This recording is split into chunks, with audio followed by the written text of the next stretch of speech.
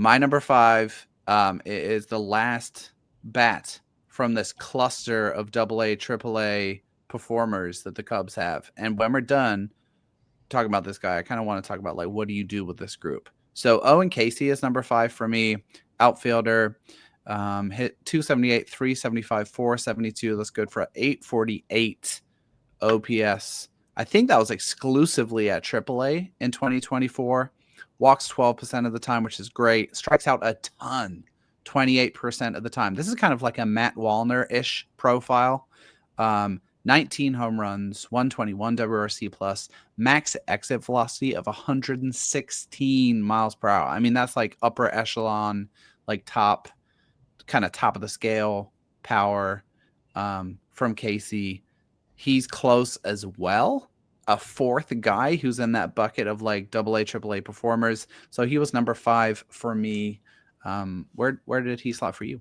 So he was number 6 for me. Okay. I actually flip-flop him and Alcantara just because he strikes out so much. Mm-hmm. And I know that you can get away with that, but to me, when you do it as much as he's done it in his career, it's not like this is new. I mean, he was striking out he strikes out more than once a game in every level that he's played.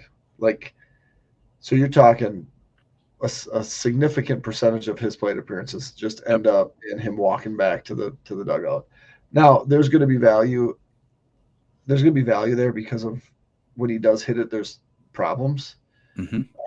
I just always concerned about guys that strike out as much as he does, and that's why he's 6. But again, we're talking about a global top 100 guy. So in a typical organization, like he's getting dinged from 2 to 3, right? Mm-hmm. Or from 1 to 2.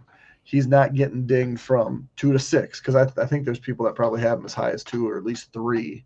So yeah, I mean, figure that out a little bit.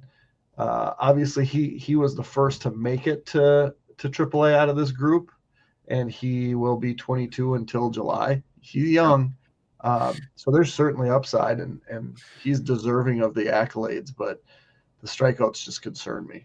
So help me with this question, because I like to oversimplify things and I get stuck in my little thought processes when I'm thinking about guys. You have now 6 top 100-ish guys in this system.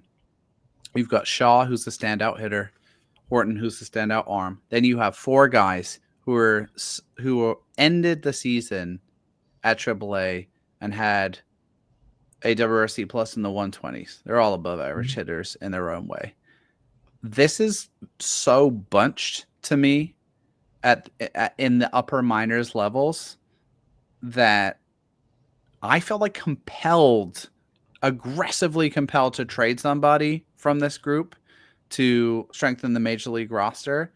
And I'm wondering if you agree with that, or if you can convince me that you can find at-bats for these guys as they're ready. Someone's going to get hurt. It's a bumpy road. Someone will fall back, all that good stuff. What's your position? Are you like trade a guy, or are you like, no, hold and see what happens? I'd have to dig a little bit deeper on this group, because what you want to do is you end up in a 40-man crunch. That's when it becomes really difficult. And if you're not in a 40-man crunch because you're adding them, 1 year, 2 a year, or whatever, a lot of foreign guys, if done correctly when brought up, they could qualify for that 4th option if needed. So for me, it would be where are we in that situation?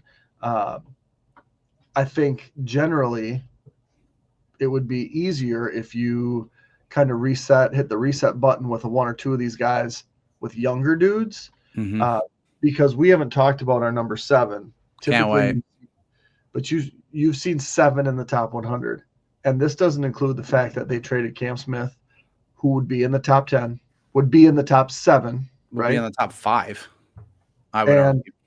In my opinion, a deal that they made a year ago with the Dodgers, we got rid of Jackson Ferris, who would be in my top 10. And Zaire Holt, who would be in my top 10. This would be very interesting, because you'd have potentially 10 different guys in the top 100. That's crazy. You don't make those deals, but you've traded the 3 guys that are at the lowest part. Like in hindsight, would it have made more sense to keep a Cam Smith and trade one of the guys that's bunched up, or keep a Zaire Hope and trade one of those other outfielders?